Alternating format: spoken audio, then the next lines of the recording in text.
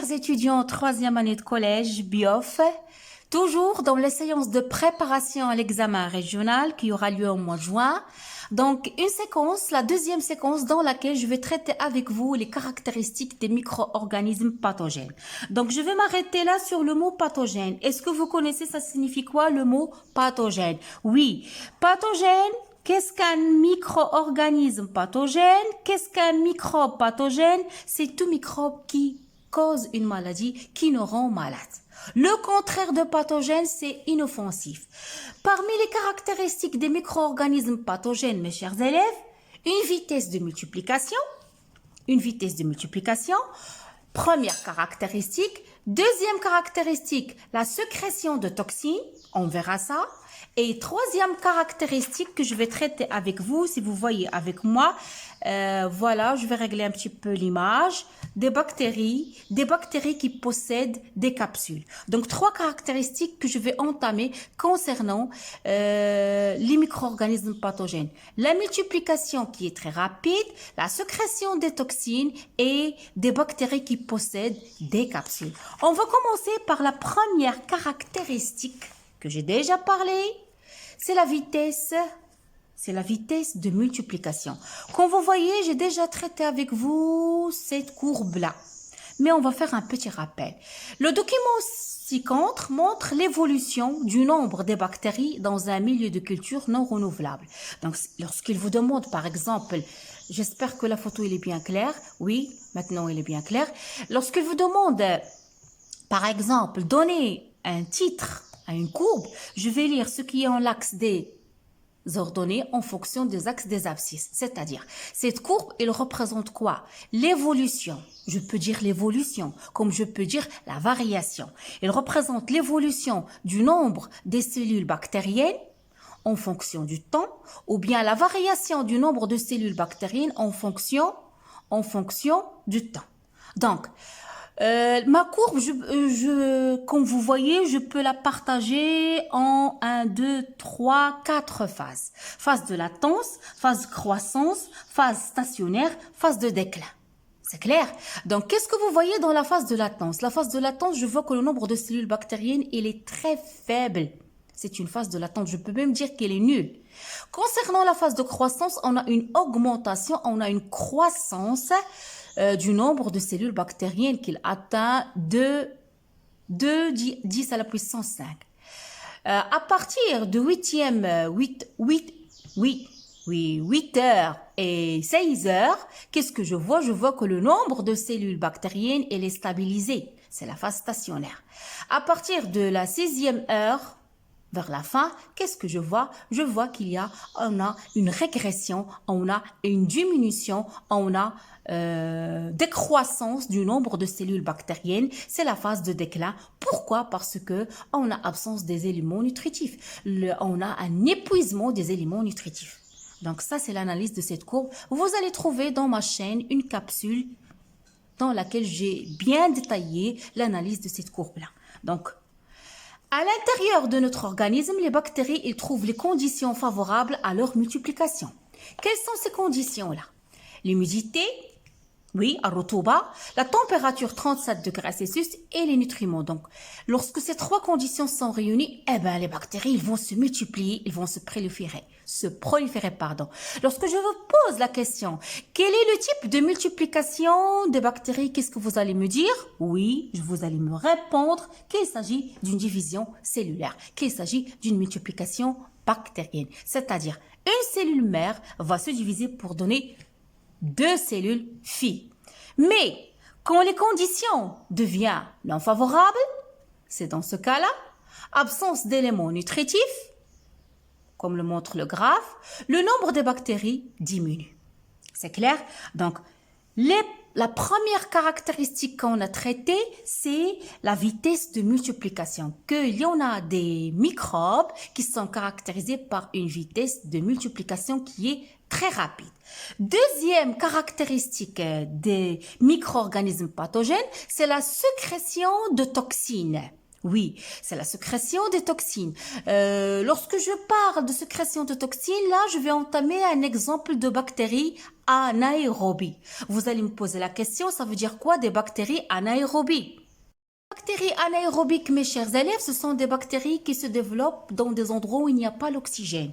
Le contraire des bactéries aérobies qui nécessitent pour leur développement la présence de l'oxygène. Donc, certaines bactéries que je vais nommer des bactéries anaérobiques, ils restent localisés au niveau de la plaie et sécrètent des toxines qui passent dans le sang, provoquant la maladie. À titre d'exemple qu'on a déjà parlé, on a déjà travaillé, bacille tétanique qui provoque la maladie de tétanos et le bacille diphtérique qui provoque la maladie de diphtérie. Voilà mes chers élèves, pour bien expliquer ça, ou bien c'est un petit rappel. On a parlé des bactéries tétaniques, des bactéries diphtériques. Voilà certains exemples, certaines expériences. Trois groupes de souris, groupe A, groupe B, groupe C. Dans le groupe A, on a injecté à une souris 1 cm³ de culture de bacille tétanique. Oui. Qu'est-ce que vous voyez? On observe que la souris, il meurt.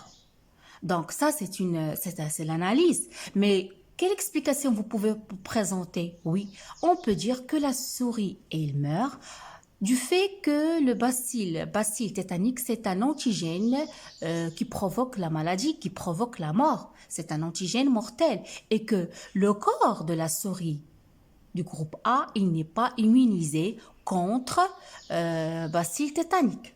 Ça, c'est clair. Groupe B, là, on a injecté 2 cm³ de filtre رشاحة زرع البكتيريات عصيات البكتيريات filtre de culture de bacille tétanique. Qu'est-ce qu'on voit? Oui, la même chose. La souris du groupe B, il meurt. Ok, il meurt. Ça nous pose la question. On n'a utilisé que des filtres.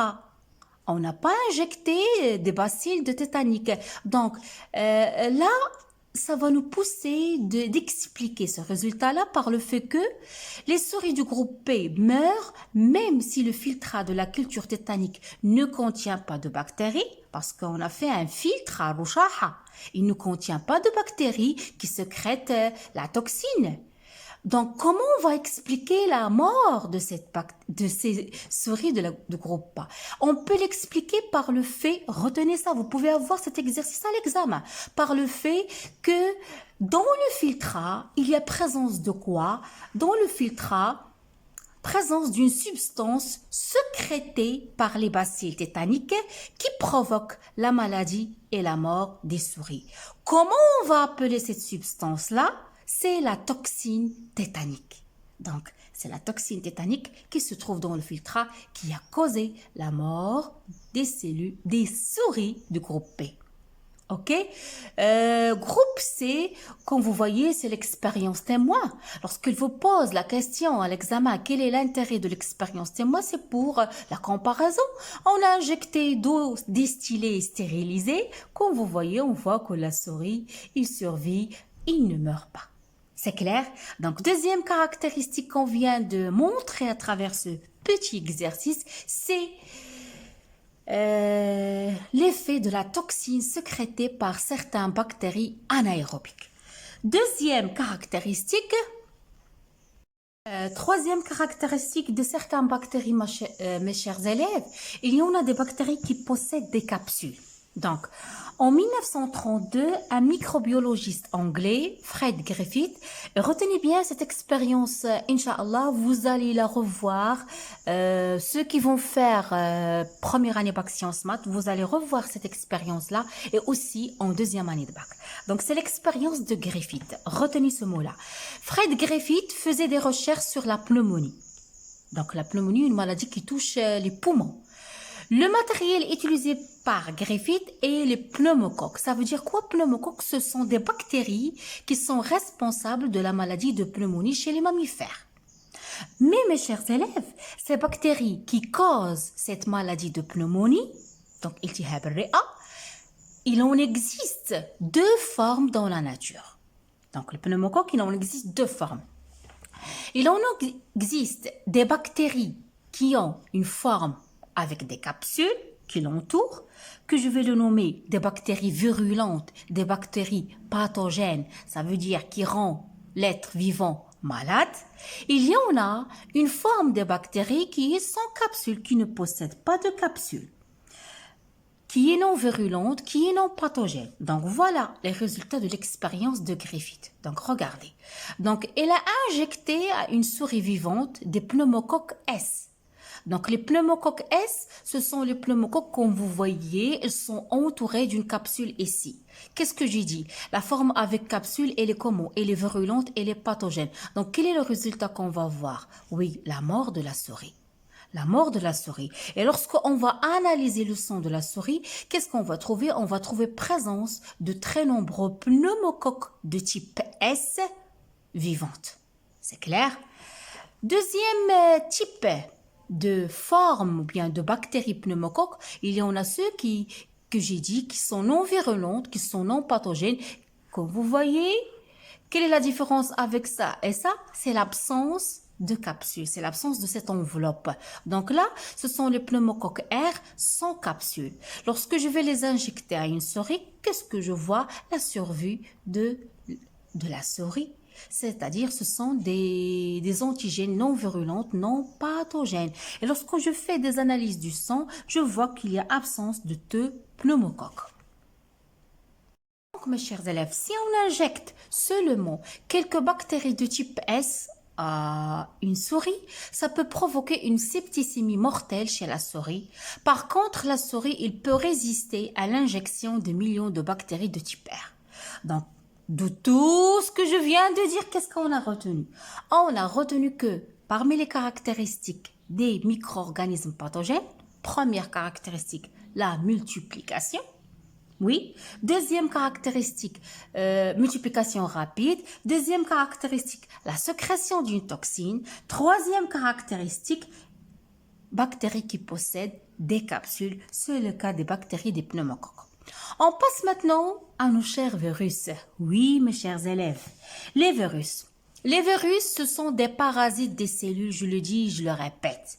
Les virus, ils ne peuvent pas se reproduire sans l'aide d'autres cellules, car ils sont incapables de produire des molécules nécessaires à la fabrication de nouveaux virus.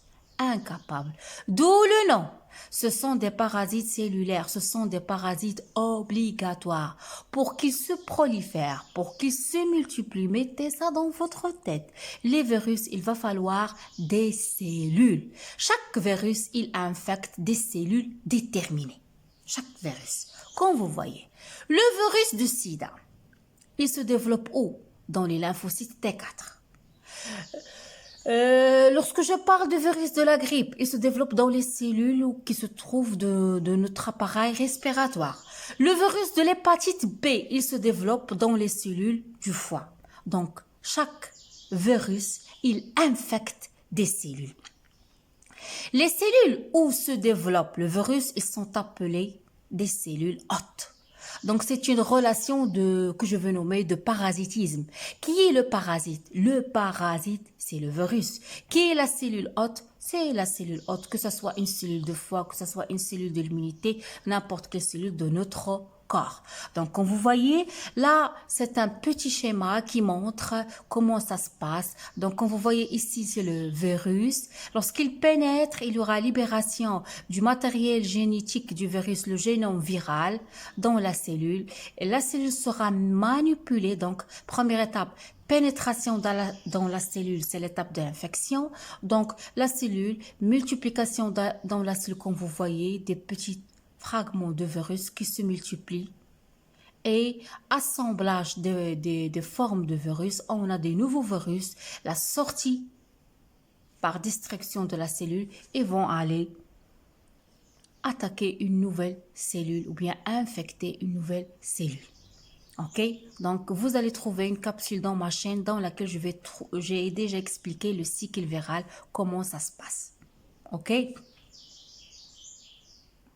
Donc, la production exclusive, dès leur infection, ils sont asservis à la production, c'est-à-dire Dès leur infection, je parle de qui? Je parle des cellules.